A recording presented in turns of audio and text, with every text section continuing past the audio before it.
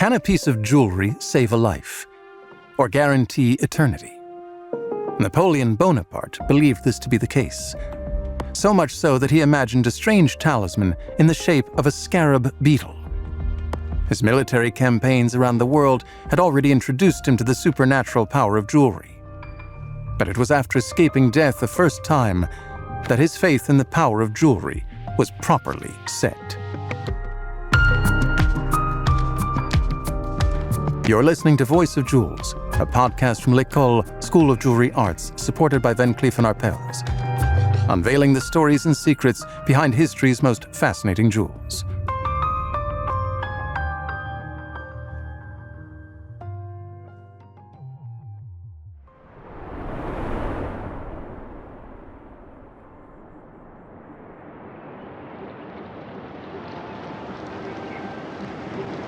The island of Elba, September 1st, 1814. The Emperor Napoleon is in exile. His reign is about to end. He scans the sea through his telescope. The waves crash against each other, a swirling mass of foam.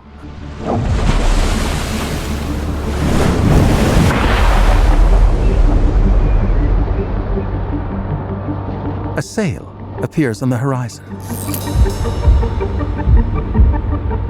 Napoleon feels his heart beat faster. Some feelings never fade.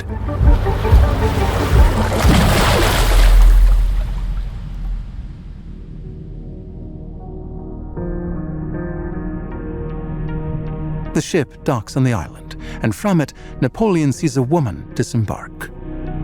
Marie Valeska. Holding her hand is a little boy, her son, their son, Alexander.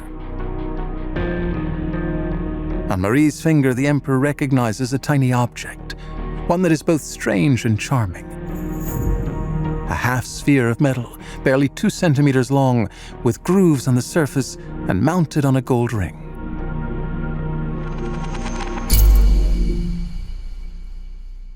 When you first look at it, it's an odd jewel. It's a ring in the form of a scarab. Inezita Gay-Eckel, jewelry historian and teacher at L'École, School of Jewelry Arts. It's been forged in an odd metal, and it doesn't seem to have anything precious about it. But this scarab is mounted on a shank of pink gold. And on the belly of the scarab, the emperor had made a very special date engraved. Upon seeing it, Napoleon is overwhelmed by the memories dancing in his mind's eye, just like the waves before him. Alexandria, 1798. Warsaw, 1807. Dresden, 1813. Marie's ring is like a fragmented mirror, offering the emperor glimpses into the past.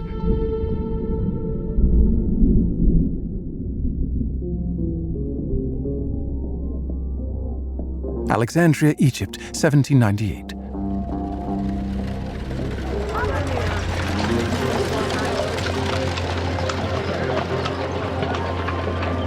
Napoleon is still just a young general, eager for glory and adventure.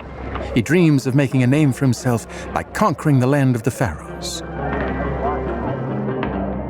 For Napoleon, we could say the Egyptian campaign was a dream, but it soon turned out to be a nightmare, a disaster of epic proportions, a military disaster.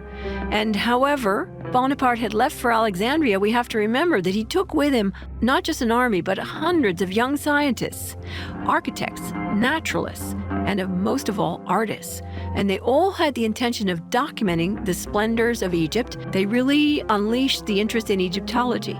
Among these scholars was Dominique Vivant Denon, a diplomat and a man of letters, as well as a painter and engraver. He had drawn Bonaparte's attention to Egyptian talismans, in particular, the talisman in the shape of a scarab beetle. And it has a very special meaning in ancient Egyptian culture. It's a symbol of eternity. And these little amulets were slipped into the bandages of the pharaoh's mummy. And under the bandages, on the flat surface, would always be hieroglyphs and texts that were engraved for eternity. These would be texts that either commemorated important dates, key events in the life of the pharaoh. All of these were engraved forever. Napoleon himself is reputed to have brought back a scarab-shaped amulet for himself from the banks of the Nile, which he's said to have carried with him at all times. It's never been discovered.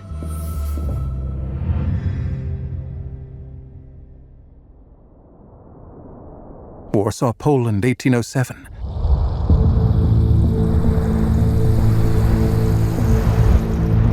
Now Napoleon is emperor. He is Napoleon Bonaparte, and he is at war with the entire world. He takes Poland in an effort to wield his power against Russia.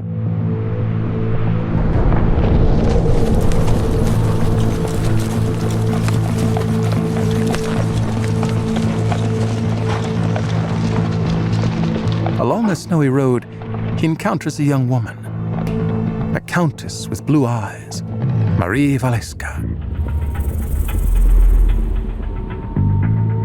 They meet again a few days later in Warsaw at a lavish ball. The emperor is in love, but his attention is quickly drawn back to the war.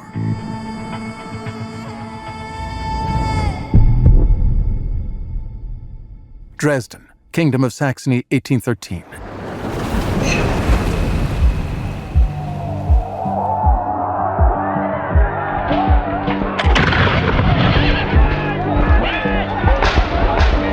On the battlefield, Napoleon suffers from the great distance between himself and Marie.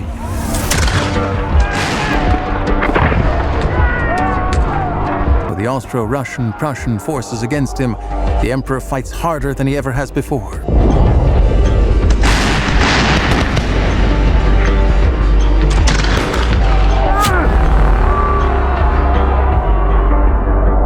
In his pocket, he has his lucky amulet in the shape of a scarab beetle. And in his mind's eye, Marie's beautiful face. Suddenly a cannon hits his horse head-on. The shock is incredibly violent. Napoleon falls to the ground. Miraculously, he is still alive. He steadies himself, stands to his feet, and picks up the cannonball.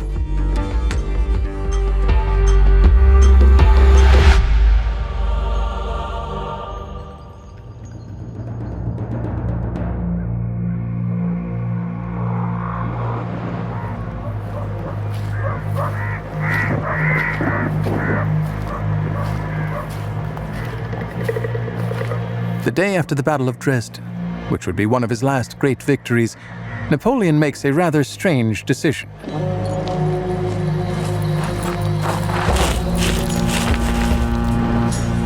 From the cannonball that almost killed him, he has a lucky charm sculpted in the shape of a scarab beetle, just like the one he brought back from Egypt. He decides to make this new talisman, a symbol of his love, and has it set on a ring for Marie. This scarab-shaped talisman ring is indeed carved directly from a cannonball. That's what the material is. It's the cannonball itself. That might seem strange for a piece of jewelry, but not really. If you think that Napoleon, who was a soldier, it's fascinating that he's taking that and creating the symbol of a scarab, that protective symbol. And even more fascinating, perhaps, and evocative, is the fact of what's the inscription that's engraved on the beetle's belly. On the hidden side of the jewel, it reads, Dresden, August 26, 1813. So Napoleon created an amulet just like the pharaohs, with a date just like they did. And it keeps the memory of his deeds alive, and it also keeps alive that day when he could have been killed. And while having survived, he gives it as a gift of love to Marie Walewska.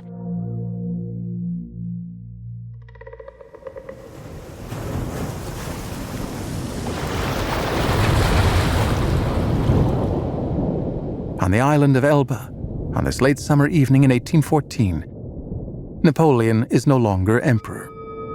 He has been defeated by his enemies. But Marie has come to see him in secret, wearing the scarab ring. In Napoleon's mind, the island of Elba where he lives his exile, now seems as vast as an empire. He invites Marie to dance in memory of that particular ball where they reunited, the same ball that inspired him to write the following day, "I see only you. I admire only you. I want only you." Oh, how he longs to return to those days. He wishes that they could have danced forever. But the dancing has to end. Napoleon knows this all too well. Marie will have to leave him. Spies are lurking on the island of Elba, and soon everyone will know that his mistress has come here to join him. The Emperor is aware that his enemies want him dead. At his side, Marie is in danger. With a heavy heart, he must ask her to leave.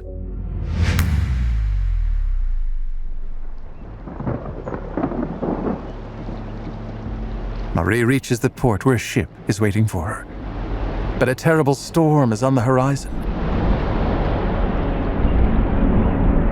Napoleon is worried. He jumps on his horse and rushes to the port, galloping at speed. But the young woman has already boarded. And the ship has cast off.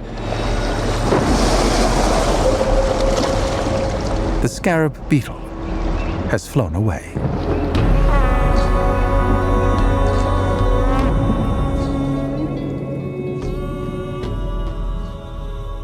After their brief reunion on Elba, Napoleon and Marie Walewska only see each other 2 more times, both in secret, before finally the emperor has his downfall in 1815 and he has his final exile to St. Helena.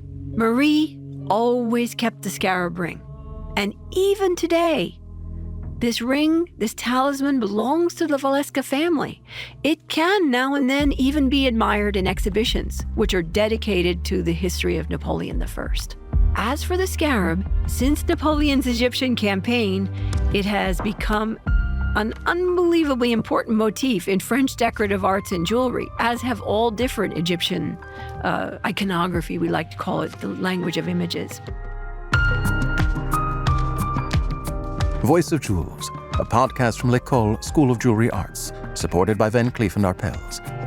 With Inezita Gay-Eckel, jewelry historian and lecturer at L'École School of Jewelry Arts, written by Martin Quenehen and Aram Kebabdjian, performed by Edoardo Ballerini and produced by Bababam.